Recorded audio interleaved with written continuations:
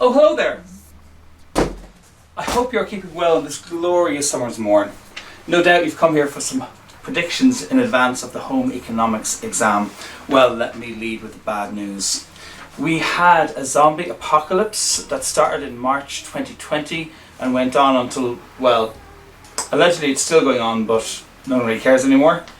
And because of that, the 2020 and 2021 leaving certs, well, I mean, they did happen, but I didn't bother doing predictions for them because, let's face it, anyone sensible just took the accredited grades, you know. But yeah, I'm back, and the bad news being that because of the zombie apocalypse and that 2-year hiatus, it takes a lot more work to update the predictions, so there are some cuts that I've made. For example, home ec, just one sheet. There's no ordinary level predictions this year, so if you're here for the ordinary level predictions, it's time to switch off now. If you're doing higher level, I have some stuff for you, so at least there's that. Alright, so I have predictions for Section B, Question 1, the rest of Section B, Section C, Question 1, and Section C, Question 3. That's what I have predictions for. So we'll start with Section B, Question 1. In that section, the most likely topics you'll be seeing on the paper this year are factors influencing shopping decisions, consumer trends, breads, dairy products, food fortification, vegetarian meat alternatives, healthy eating guidelines, coronary heart disease, menu planning, fats and oils. They'll be your 10 most likely topics for that question.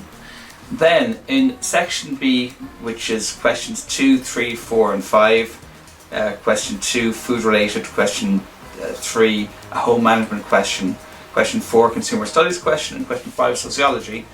Of those questions there, I have for question 2 the most likely topics being food spoilage and prevention, consumer trends, convenience foods, added value foods, irradiation, menu planning, coronary heart disease, and they'd be the main ones. For question 3, your most likely topics: food processing, food spoilage and prevention, factors influencing shopping decisions, sensory analysis tests, the Hire Purchase Act of 1960. For question 4, the most likely topics being factors influencing housing choices, consumer protection, mortgages, household budget. And finally, for the question 5, the sociology question, the most likely topics are marriage, children's rights, Family Home Protection Act of 1976, the elderly, and state supports for the family.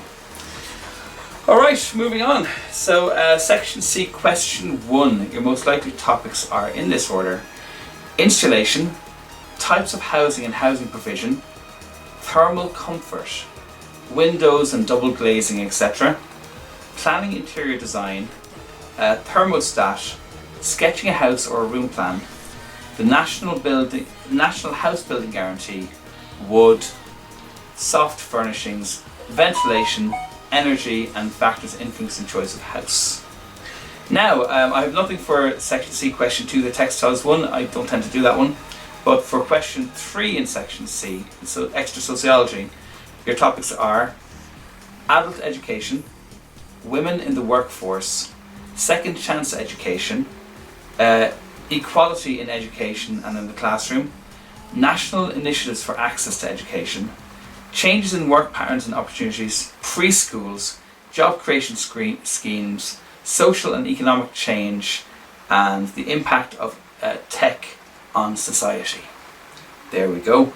Now, as you probably know, there is a fourth question being added into Section C, and that's just more core material. So pretty much the predictions that I gave for Section B would be good for that new question that's been added this year to help you cope with all your anxiety and stress having just come through a zombie apocalypse.